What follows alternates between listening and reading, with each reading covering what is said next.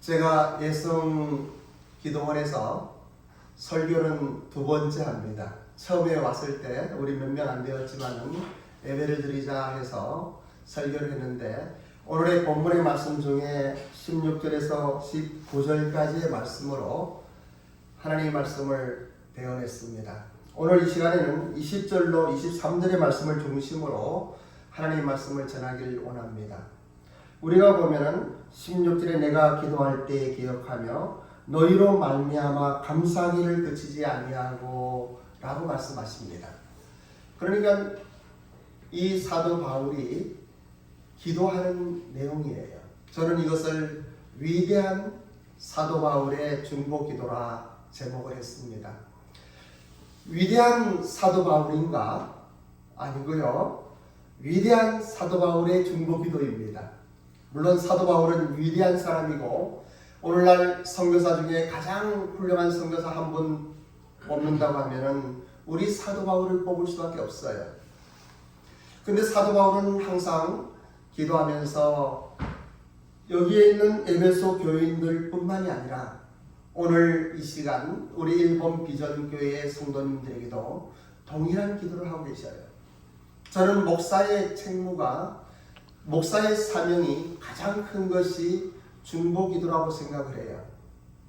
저는 날마다, 그래 저녁에 9시 좀 넘으면 자고 어떤 때 8시 반도 자고 하지만은 3시만 되면 일어나요. 좀 늦으면 3시 한 30분 이래 일어나는데, 일어나서 주님의 은혜를 묵상하고 감사하면서 거기에 가장 중요한 것은 우리 교회 성도님 한 사람 한 사람의 이름을 부르며 중보기도 하는 거예요. 뿐만 아니라 선교사님들을 위해서 기도하고 또 동역자들을 위해서 기도하고, 이제 그러다 보면 한 6시가 좀 넘어요. 6시 좀 넘으면은 조금 쉬었다가 이제 하루를 시작하게 되는데, 오늘은 이 사도 바울의 중보 기도가 왜 그리 위대한가 하는 이야기를 좀 하고 싶어요. 우리 주 예수 그리스도의 하나님 영광의 아버지께서 지혜와 계시의 영을 너에게 주시기를 원한다라고 이야기해요. 하나님께서는 우리에게 지혜와 계시의 영을 부어주시는 거예요. 물론 예수 그리스도를 인격적으로 믿고 거듭나서 성령 세례를 받은 사람들에게 전파되는 말씀이에요. 세상에 있는 사람들은 신학을 하고 목사가 되고 어떠한 훌륭한 직분을 가지고 있다 할지라도 예수님과의 인격적인 만남이 없고 성령 세례를 받지 못하고 거듭나지 아니하면 하나님의 나라를 볼 수가 없는 거예요. 다시 말하면 하나님의 말씀인 성경의 신비한 비밀들을 알 수가 없는 거예요. 빛이 비추이지 않으면 어둠 속에서는 하나님의 나라를 알 길이 없는 거예요. 그래서 우리는 거듭나야 한다. 물과 성령으로 거듭나지 아니하면 하나님 나라에 볼 수 없다. 이러한 이야기를 자주 하는 거예요. 그리고 예수님을 인격적으로 영접하고 그리고 성령 세례를 받아서 살아 역사하시는 성령의 역사심을 따라 순종하며 살아가는 것이 우리 신앙인의 모습이고 또 선교사의 길이기도 한 거예요. 그런데 오늘은 이 본문의 말씀에 이러한 이야기를 합니다. 20절에 그의 능력이 그리스도 안에서 역사하사 죽은 자들 가운데서 다시 살리시고 하늘 사기의 오른편에 앉히셨다 말씀하셔요. 예수님을 이야기하는 거예요. 그런데 고린도전서 15장을 보면은 부활장이라고 그러는데 살리는 영이라고 예수님을 말씀하셔요. 예수님께서 첫사람 아담이 되어서 부활하셨고 그리고 또 우리의 부활을 증거하고 있는 거예요. 그래서 사망아 너희 쏘는 것이 어디 있느냐? 사망의 쏘는 것은 죄요 죄의 권능은 율법이라고 우리는 하나님의 말씀을 선포할 수가 있는 거예요. 그래서 그의 능력이, 하나님의 능력이 그리스도 안에서 역사하신다고 말씀하셔요. 죽은 자들 가운데 다시 살리신다고 말씀하셔요. 그리고 하늘에서 자기의 오른편에 앉으셨다고 말씀하시며 모든 통치와 권세와 능력과 주권과 이 세상뿐만 아니라 오는 세상에 있는 모든 이름에 뛰어나게 하셨다라고 말씀하시고 있는 거예요. 이것은 첫사람 아담 우리 주 예수 그리스도를 이야기하며 예수 그리스도의 십자가의 보혈의 능력으로 거듭난 하나님의 사람들을 이야기하고 있는 거예요. 우리가 그것을 어떻게 알 수 있는지 그 이어지는 말씀을 보면 알 수 있어요. 22절에 또 만물을 그의 발 아래 복종하게 하시고 말씀하십니다. 세상의 모든 만물은 예수 그리스도 앞에서 무릎 꿇을 수밖에 없어요. 그 발 아래 복종하게 하시고 그를 만물 위에 교회의 머리로 세우셨다라고 말씀하시고 있는 거예요. 교회는 그의 몸이라고 이야기하는 거예요. 그리고 그의 몸인 교회에게는 만물 아래서 만물을 충만케 하시는 이의 충만함이 함께한다, 이렇게 말씀하시는 거예요. 우리는 여기에서 몇 가지 볼 수 있는 사실이 있습니다. 사람들은 살아가면서 자기 나름대로의 기본 틀이 있는 거예요. 장사하는 사람은 장사하는 대로, 직업인은 직업인대로, 선교사는 선교사대로, 그리고 큰 사람은 큰 사람대로, 작은 사람은 작은 사람대로, 그리고 남자는 남자대로, 여자는 여자대로, 엄마의 입장에서는 엄마의 입장으로, 딸의 입장에서는 딸의 입장으로 모두가 자기 나름대로의 가치관을 가지고 있어요. 하지만 오늘 이 말씀을 통하여 하나님께서 우리에게 말씀하시는 것은 이 세상을 바라보는 우리의 가치관 속에 이 성경적인 기본 틀을 가져라고 하는 거예요.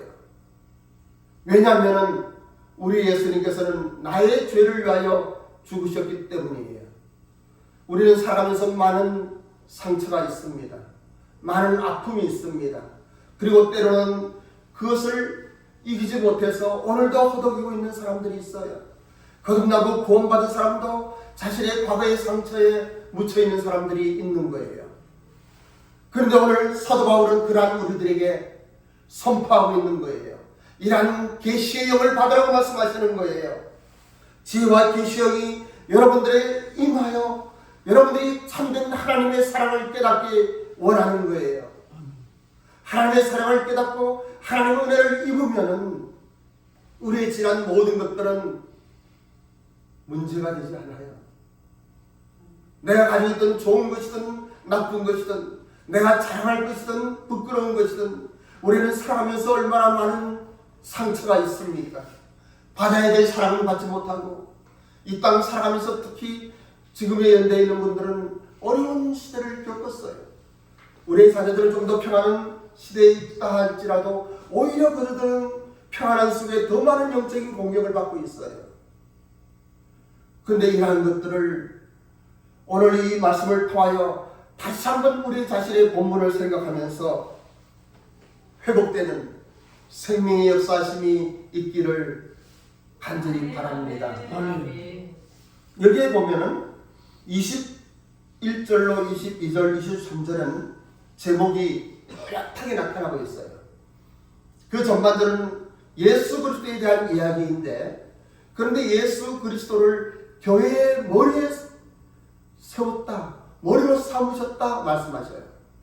저는 일본에서 한국에 돌아와서 일본 아이들을 전도하고 섬기는데 너무나 때로는 섭섭하고 화가 나는 거예요.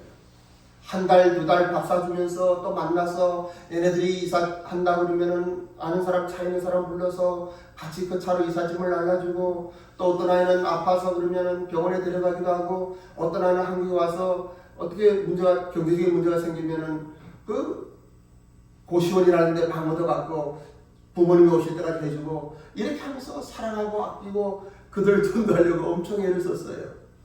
근데 이들은요, 어쩌다 교회 한번 와주는 거예요.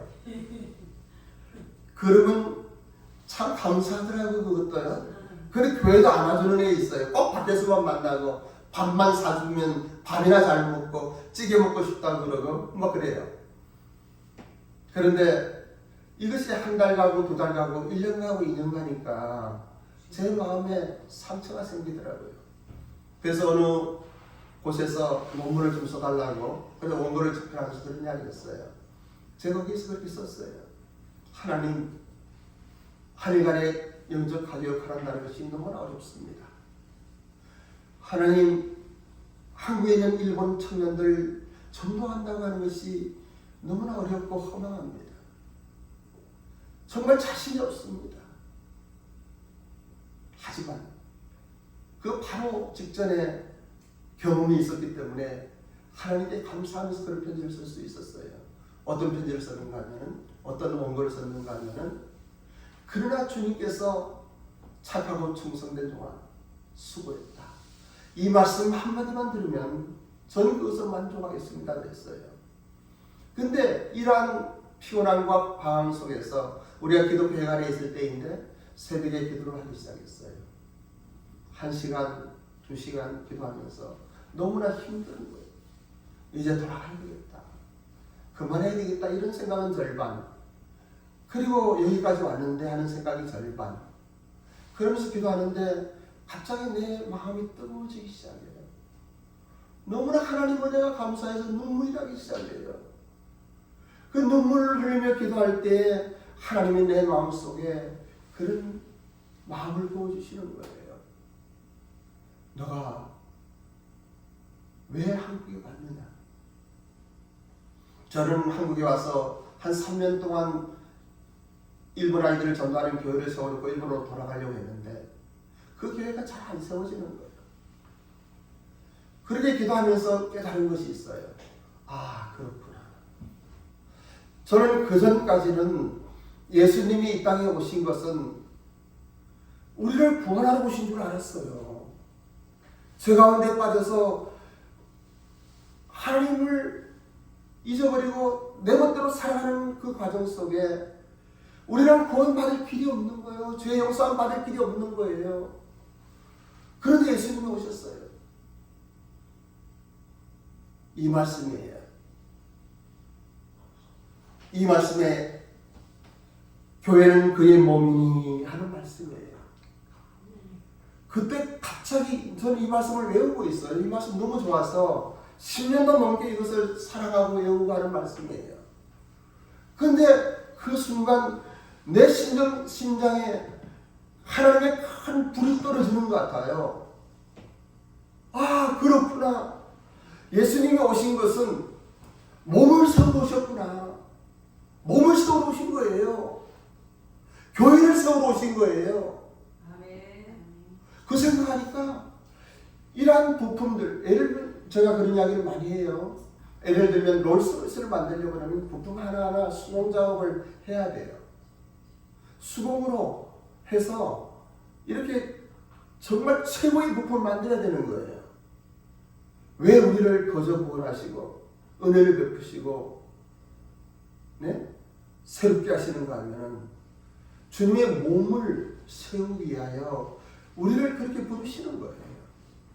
아무런 공로 없이 십자가의 보혈로 예수 그리스도의 희생으로 말미암아 죽은 자 가운데 살아난 부활의 영광 속에 우리를 부르신 거예요. 그리고 교회의 몸으로 세우신 거예요. 그것을 깨달으니까 일본 아이들 그렇게 하는 거 아무런 문제가 안 되더라고요. 소문하지도 않더라고요.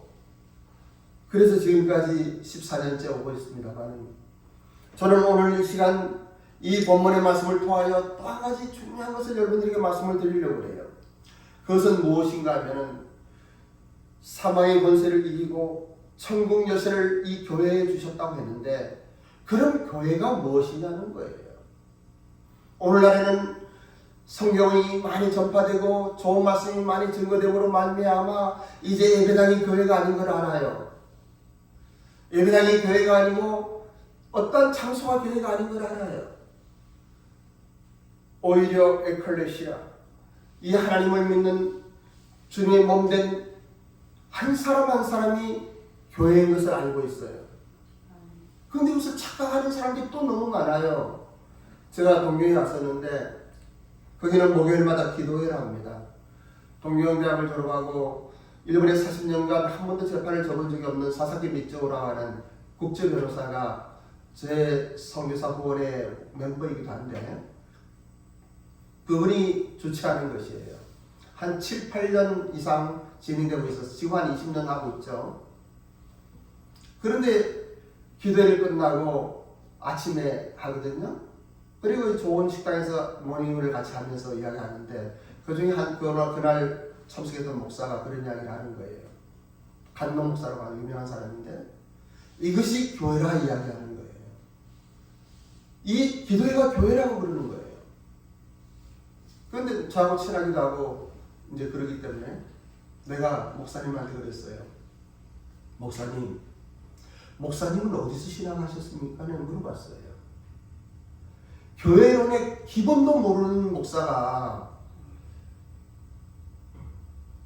나무란 이야기는 못하고 교회는 에클레시아입니다. 오늘의 조창기도 모임은 에클레시아가 아닌 코이노니아입니다. 사귐과 교제 장소예요. 그 사람들은 이야기합니다. 두세 사람이 모이는 것이 하나님이 함께 하시는 곳이기 때문에 그것이 교회라고 이야기하는 거예요. CBMC나 또 선교단체에서나 많은 사람들이 그런 이야기를 많이 하고 있어요. 그러면서 우리와 같은 교회를 지역교회라고 하고 로컬 처치라고 이야기하죠. 영어로는. 그리고 자기들은 파라처치라고 이야기하는 거예요. 근데 그 틀린 거예요. 이거 성경적이 아니에요. 성경은 그렇게 기록한 적이 없어요. 성경 말씀을 잘 보면 이 교회는요, 생명의 공동체예요. 생명의 공동체에는 기능이 있어야 되는 거예요. 어떤 기능이 있어야 됩니까? 어린아이가 태어나면 걷지도 못하지만 다리가 있어야 되는 거예요. 생명의 공동체에는 성례전이 있어야 돼요. 침례와 그리고 성찬식이 있어야 되는 거예요. 뿐만 아니라 생명의 공동체는 생명의 탄생이 있어야 되는 거예요. 그 가운데 예배만 있는 게 아니에요. 그리고 그 공동체의 가족들이 주님을 향한 이 역할 분담이 있어야 되는 거예요. 가정 안에서, 가정은 작은 교회고 교회는 큰 가정이라고 이야기하는데, 가정 안에서는 아버지 역할을 하는 사람이 있고 어머니 역할을 하는 사람이 있고 또 자녀들이 있고 또 형이 있고 동생이 있고 이런 밸런스가 있는 거예요. 교회는요, 그냥 모여서 예배드린다고 교회가 아닌 거예요. 교회는 분명한 기능이 있어야 되고 또 하나님께서 원하시는 말씀을 따라 순종하는 성례전이 있어야 되는 거예요. 그리고 시간이 지나면서 성장하는 거예요. 저는 오늘 교회 이야기를 하면서 고린도 교회를 소개하고 싶어요. 고린도 교회는 정말 안 좋은 교회예요. 그 안에는 엉망진창이에요. 함에도 불구하고 사도 바울은, 위대한 사도 바울은 그 고린도 교회를 위하여 중보기도 하고 있는 거예요.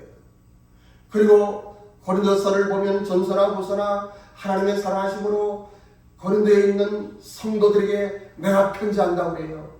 우리 주 예수 그리스도의 은혜와 평강이 너에게 있을지어다라고 이야기하는 거예요. 교회는 어떠한 모양이든 어떠한 부족함이 있든 오늘날 한국 교회가 참 잘못되어 있고 많은 질책을 받고 있음에도 불구하고 교회는 하나님께서 정하신 유일한 이 땅에서의 주님의 몸인 거예요. 하나님은 이 땅에 가정을 세우셨습니다. 아담과 하와를 통하여 한 가정을 세웠어요. 그리고 하나님은 또 하나 예수 그리스도 십자가의 보혈의 능력으로 거듭난 사람들을 불러서 에클레시아 교회를 세운 거예요. 이 교회는 적든 크든 하나님의 은혜 속에서 천국 열쇠를 가지고 있고 사방을 이기는 권세를 가지고 있는 거예요. 이 교회에 충성하는 사람 치고 잘못된 사람 본 적이 없어요. 교회를 무시하고 경시하는 사람 치고 잘된 사람 본 적이 없어요. 교회는 주님의 몸입니다. 그리고 우리가 성경을 잘 모르기 때문에 많이 착각들을 해요. 예를 들면 성령의 열매 9가지 열매가 있죠. 그럼 어떤 목사들은 이 성령의 열매에 대해서 이야기하는 거예요. 그런데 그것은 잘못된 이야기예요. 성령의 열매는 단수예요. 단수. 복수가 아닌 거예요. 9가지 역할을 하는 그러한 열매가 성령의 열매라고 이야기하는 거예요. 뿐만 아니라 계시록에 나타난 7교회의 이야기도 마찬가지예요. 그 당시에는 지역 교회의 이름들이 계속 나와 있어요. 에베소의 교회나 서브나 교회나 빌라델피아 교회나 라우디아 교회나 사디 교회나 이런 모든 교회가 있어요. 그것은 그 교회 하나하나를 이야기한 게 아니에요. 교회의 여러 측면을 이야기하고 있는 거예요. 교회 안에는 에베소 교회 같은 측면이 있는 거예요. 사도 교회 같은 측면이 있는 거예요. 이러한 것들을 교훈적으로 예언으로 우리에게 말씀하시는 거예요. 마치 코끼리를 소경이 보면은 만지면은 기둥을 이라고 이야기해. 다리를 만지면은 배를 만지면 벽이라고 이야기해. 꼬리를 만지면 뭐 이런 것들이랑 마찬가지예요. 여러분 영안이 열리기를 바랍니다. 영안이 열리면 전체가 보이기 시작하는 거예요. 흐릿하게 보이라 그것이 진리인 거예요. 우리가 성경을 묵상할 때 성경 속에서는 스토리가 있고 그 스토리 안에 메시지가 있는 거예요. 우리는 스토리만 주저주저 하면 아무 소용이 없어요. 이것은 마치 쌀을 아끼다가 정말 좋은 쌀을 먹으라고 던져주는 거나 같아요. 어떻게 이 쌀을 그냥 먹을 수가 있습니까? 생쌀을 어떻게 먹어요? 이것을 따뜻한 밥으로 정말 먹을 수 있도록 따끈따끈하게 해주는 거예요. 교회는 이러한 가정이에요. 교회 안에서는 부족한 사람이 있고 잘난 사람, 못난 사람, 돈 있는 사람, 돈 없는 사람, 여러 형태의 사람들이 있지만 그런 건 세상의 관점이에요. 세상의 가치관이에요. 교회에는 성숙한 사람과 미성숙한 사람만 있을 뿐이에요. 성숙한 사람은 미성숙한 사람을 섬기는 거예요. 사랑하는 거예요. 이 사랑의 공동체, 생명의 공동체, 예수님의 몸된 교회가 교회인 거예요. 그래서 우리 일본 비전교회는 참으로 약하고 부족합니다. 하늘에 불구하고 작지만 강한 교회를 만들고 싶은 거예요. 두세 사람이 하나님 앞에서 헌신하여 일본에서 정말 어떠한 일을 할 수 있다면, 뿐만 아니라 종로가의 작은 교회이지만 이 교회를 통하여 한국 교회의 세계교회 조금의 영향력이라도 끼칠 수 있다면 끝없이 기도하며 부족한 가운데 주님의 은혜 속에 한 걸음 한 걸음 나아가고 있는 거예요. 그래서 저는 우리 일본 비전교회에 있는 우리 성도님들이 얼마나 소중하고 귀중하며 존경스러운지 몰라요. 이러한 교회에 오늘도 오셨군요. 오늘 이러한 수련회에 또 참석하신 여러분들이 얼마나 감사한지 몰라요. 여러분, 주님의 이름으로 축복하며 존경합니다. 아멘. 좌우에 있는 사람 보고 한번 이야기해 보셔요. 당신을 사랑합니다라고. 주님의 은혜입니다라고 한번 이야기해 보셔요. 오후에 점심 먹고 졸리는 시간인데도 말씀 잘 들어주셔서 감사합니다. 저는 여기까지 설교는 여기까지 하겠습니다. 근데 예배는 물질과 시간을 들여 하나님께 공경하는 시간이기 때문에 뒤에 헌금함이 있어요. 그냥 부담 없이 그냥 할 수 있는 분 하시고 그렇게 하세요. 자, 기도하겠습니다. 아버지 하나님 감사를 드립니다. 주님의 몸된 교회의 비밀을 다 말씀드리지 못했지만 이 짧은 시간 우리의 심령 속에 생명을 와닿게 하옵소서. 우리 자신이 얼마나 소중한 사람인지, 얼마나 귀한 하나님의 은혜인지, 세상의 모든 만물을 지배하는 하나님의 영권이 그 은혜가 교회에 있는 것을 찬양하며 감사드렸고 존귀하신 예수님의 이름으로 기도드립니다. 아멘. 봉헌하는 시간 같습니다. 아까 내가 가져오라고 안 했나요? 괜찮아, 그냥 가져오세요. 빈 것도 괜찮아요. 신경 쓰지 마세요.